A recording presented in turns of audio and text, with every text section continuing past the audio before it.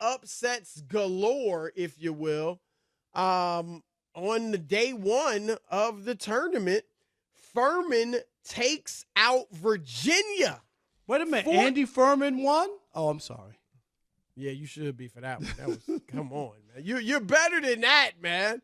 How many of our listeners even know who Andy Furman is? He fills in for you a lot on the show. Okay. They know who Andy Furman is. But how many of our listeners know who Andy Furman is? Wow. Okay. So anyway, and that's not a diss on Andy. It's just reality.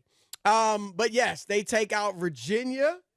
And I did have Virginia advancing at least one more round before losing. I think I had them losing to Alabama or Baylor, however that was working. Alabama maybe.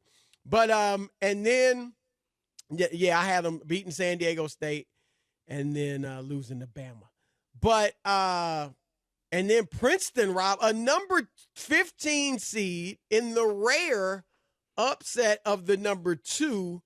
That being Arizona. Yeah, Arizona has had a lot of those debacles, Chris. Do we have Eddie House on today? Where'd he go to state? We actually, I believe we do. Do we have Eddie House? But did he go to Arizona? Yes, he's actually in this area. No, he was to Arizona State.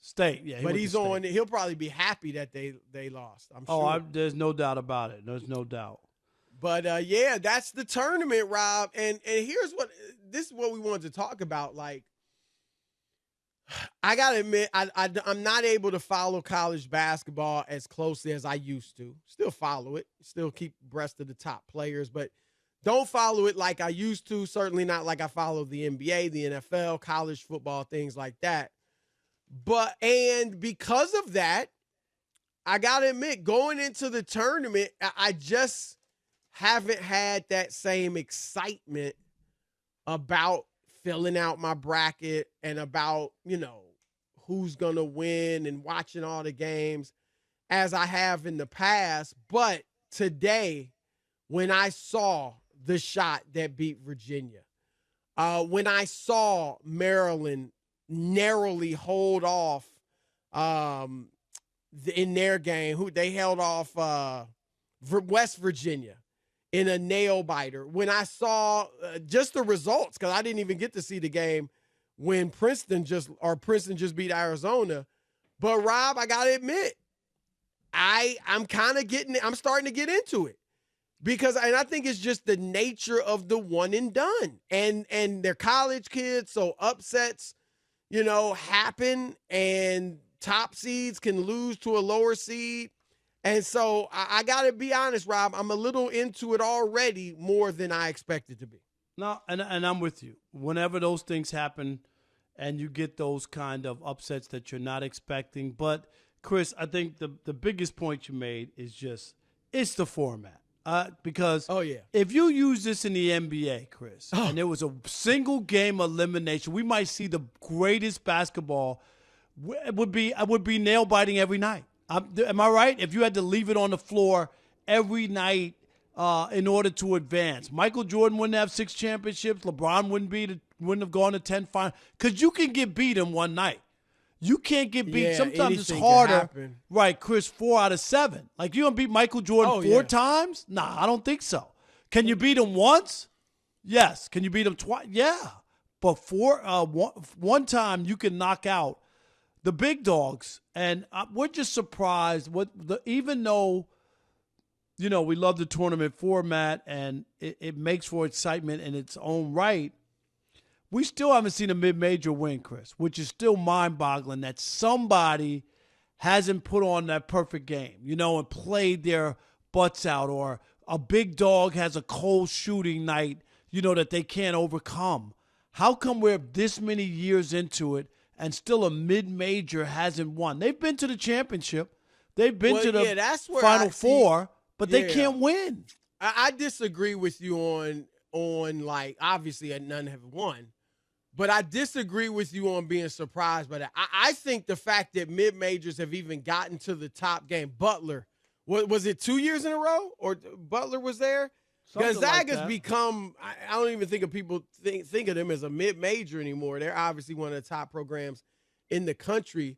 But, we've seen George Mason in the Final Four. I think that the fact is, Rob, even though it's a one and done format, you just and I also disagree that Jordan might not have 6 and LeBron might not have 10 or 10 trips to the finals. That might be true, but as far as getting to the finals, Jordan might have more, LeBron might have more than 4. Because some of those years when Jordan didn't even get to the finals, Rob, when he was still battling Detroit and, Boston, he might have been able to win a game. You know what I mean? Just one game in the series.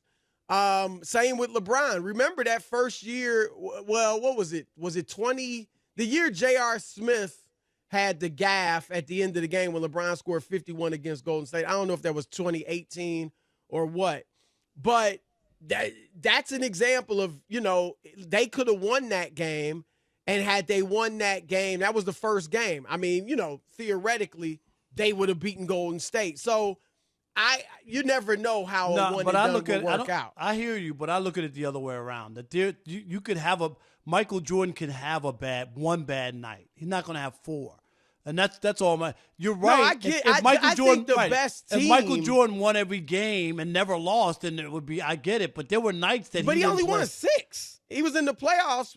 13? No, but I'm saying, but there were nights he lost. I know, but I'm just saying. I don't think you can say, like you said definitively. No, I'm Jordan saying wouldn't I have don't. 6. LeBron wouldn't have. You didn't say 4, but 10 appearances. I think it would be harder to be able to just. Fend off one loss in a situation because of all kinds of extenuating circumstances. A cold shooting night. Scottie Pippen has the migraine headache. I'm just saying, like, there are a lot of other things that could factor into you losing that one night. That's all. What I'll agree with you on is that in a 4 of 7, the best team normally wins. Right. Normally wins. And that's like, we're not going to find out, Rob, who the best team in the country is through this tournament. I mean, some people will say if Alabama wins it, a lot of people say them, or Houston wins it, they get their guy Marcus Sasser back there. People will say them. But you could play the tournament, Rob, a month from now, 3 weeks after it's over, and get a different winner because of the one and done format. So yeah, the format is what makes it electric. We don't know most of these kids like we used to. No. You used to want to watch Magic Johnson through it, or Hakeem, Phi Slamma Jamma, or even UNLV with Larry Johnson and Stacey Augmon and Greg Anthony, Duke with Bobby Hurley, Christian Laettner, Grant Hill. Like, you knew the players.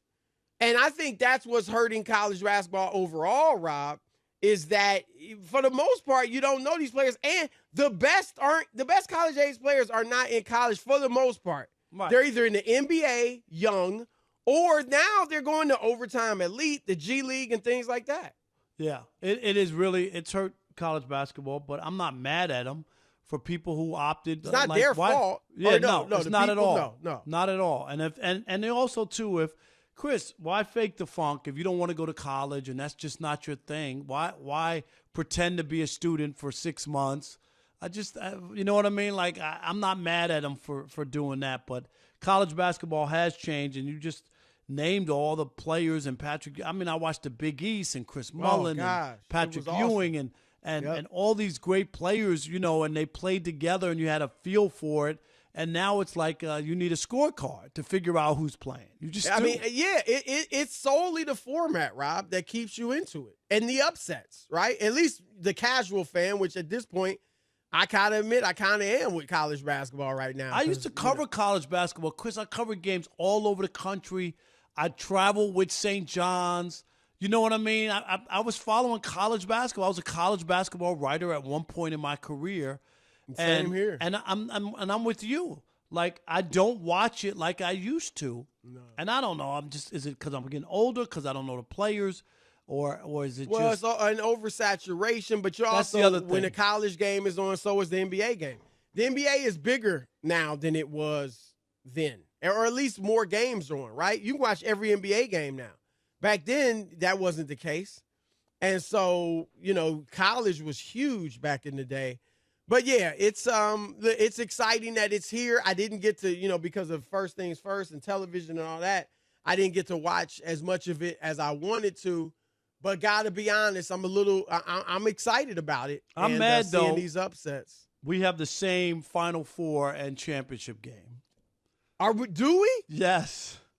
And it's interesting because I'm glad you said that, Rock. Because some people will look at that like, oh, they did it together. We didn't look at it. No. I would have no idea had you not just said that. Let me ask you. I'll give you mine, and Kansas, you tell. Texas. I got Alabama, Duke, Kansas, and Texas. Do you have that? Yeah. Okay. And I got Alabama and Kansas. And Kansas in the championship game, right? Yep. And who do you have winning? That's why I said I wish I would have picked Bama, but I picked Kansas. Okay, and I got Alabama. So we Yeah. got the same Final Four, and we didn't even talk to each other about this. We didn't talk at all. And what I said at the beginning of this segment, Rob, that I don't feel good about my bracket. Now I feel even worse that it's in lockstep. Whatever. With you.